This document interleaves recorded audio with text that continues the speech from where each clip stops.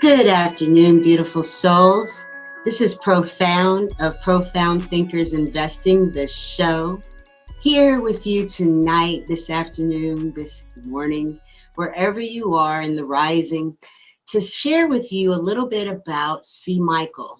He is our newest reoccurring guest with Profound Thinkers Investing. And tonight we're going to be delving into the spiritual aspects of entrepreneurship.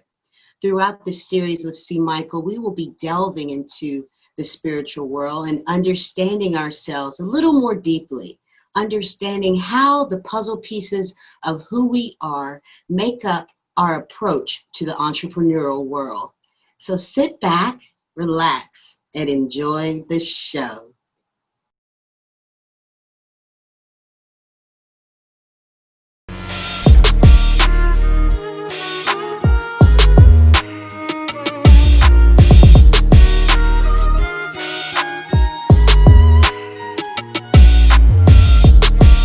Good afternoon, good evening, good day, beautiful people. I am Profound with Profound Thinkers Investing, the show. And we are here today with our special guest, C. Michael. He's going to elaborate more about his expertise, his areas of study, and the things that he wants to share with us today. We're going to look at a certain subject matter, and we're going to elaborate on it in a little bit. But first, let us get a clear understanding of who C. Michael is. C. Michael, tell us in our audience a little bit more about yourself. All right. Well, hello all. I'm C. Michael Norman.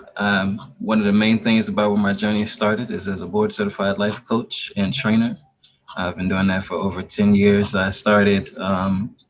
I was 21. I was very young. They only had people at 35 that would let in at the time. And 35 or older.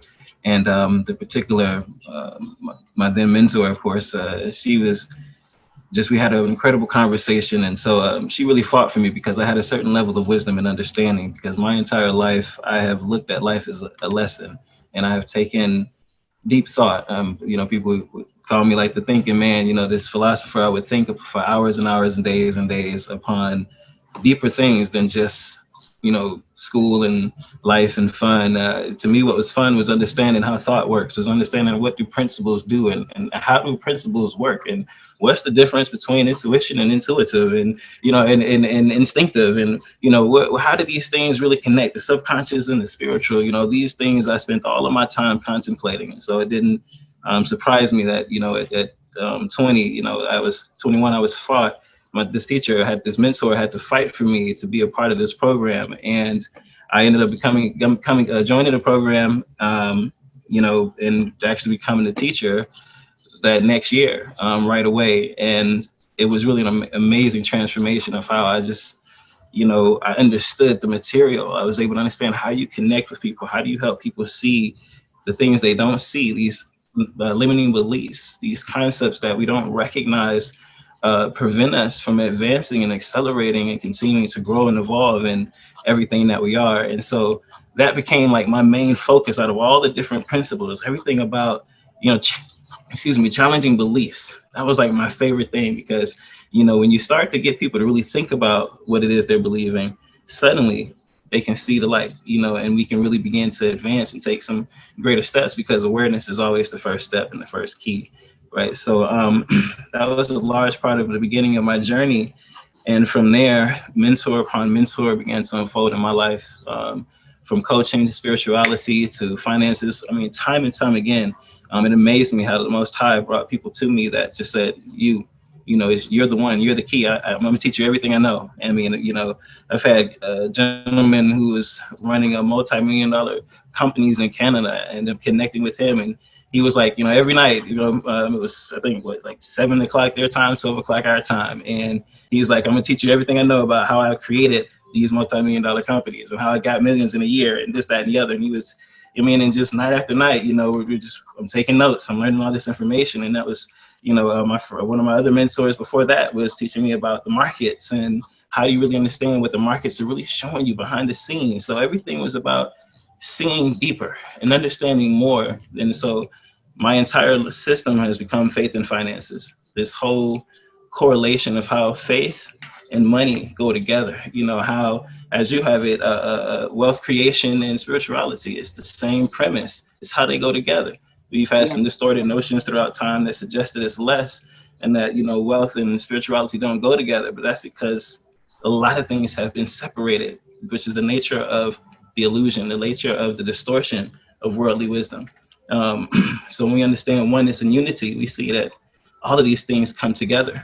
And that's what my whole system is about demonstrating, is how there are spiritual principles that support and correlate not only with, you know, gaining financial wealth, but they're also the key to how we align with the wealth and the purpose and everything that we're meant for. There's a way that all of those things come together. And that's where our greatest wealth exists. Excellent, excellent introduction. And you led us right to the point of our discussion. See, Michael and I are going to be exploring wealth creation as well as investing, entrepreneurship, and we're going to look at it from a spiritual point of view so that we can look more deeply into what it is that creates wealth for us. Because there is a positive charge that moves everything forward, right? Or is it, or would you think it's more of a negative and a positive charge working together to bring things forward, right? It could be. It looks like that. Mm-hmm. Yeah. And It so looks we're like going that. to look at some things. Say that again? I was gonna say, we know the Most High is the source, and you know, when you look at levels of consciousness and spirituality, going beyond duality is going towards the higher levels. And so, if we go beyond duality, then there is no this positive and negative. There's only the Most High.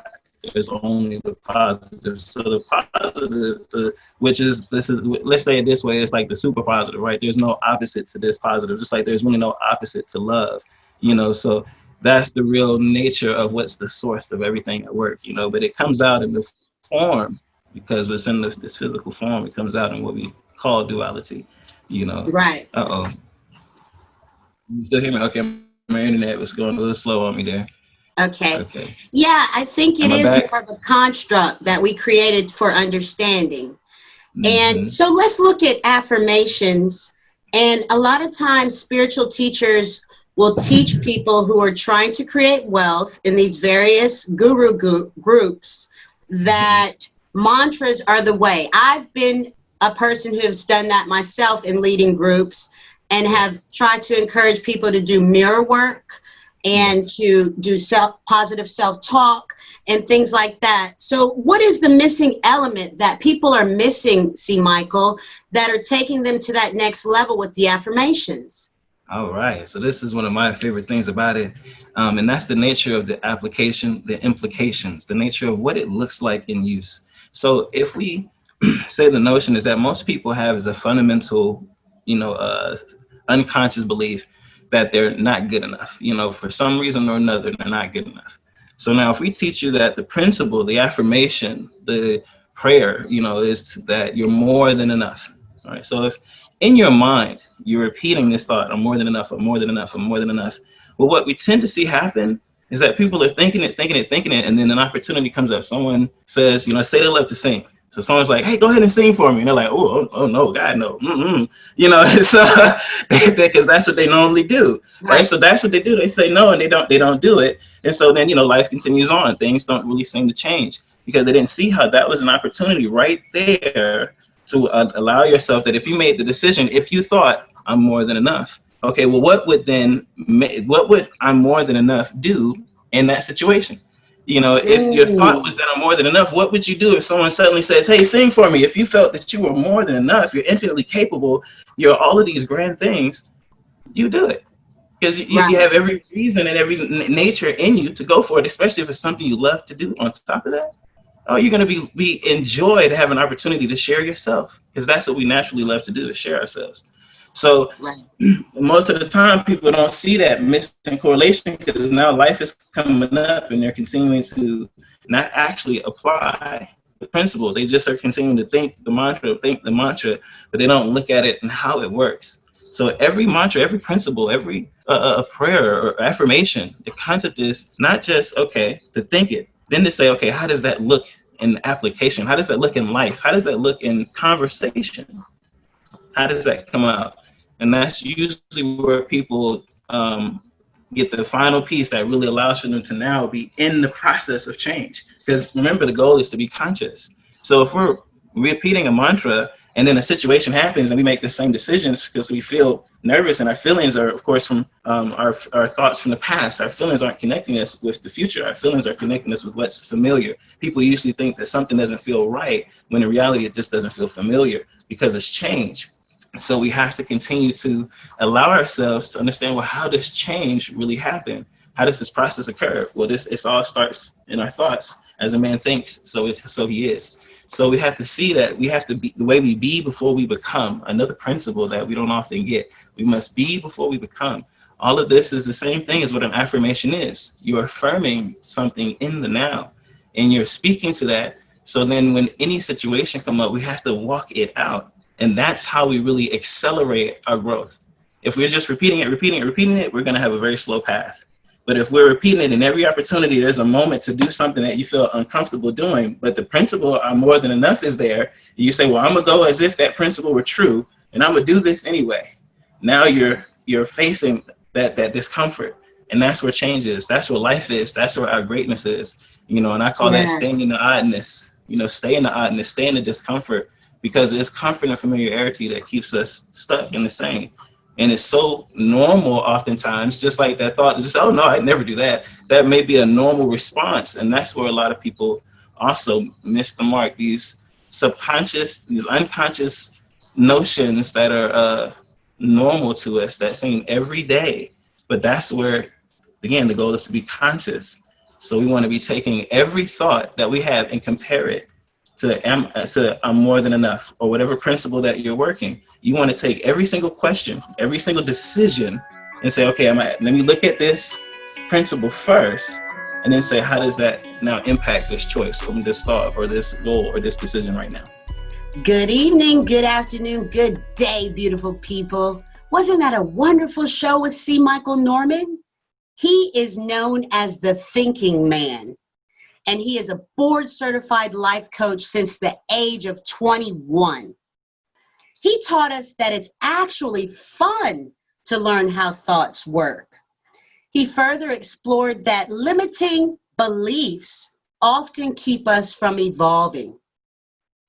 We learned the importance of attracting mentors into our lives to see things more deeply and to understand more. He is in the mindset of faith and money, and we coupled that with the mindset of profound thinkers investing, wealth creation, and spirituality. And we learned that both of those concepts equal up to understanding that money and faith, money, wealth creation, abundance, and spirituality go hand in hand as we enter into this age of Aquarius, the information age. We learned that the real source of all abundance is love. A lot of things have been separated, according to C. Michael, and that's due to the veil that keeps people from seeing the fullness of who we are in our collective consciousness. Application versus implications.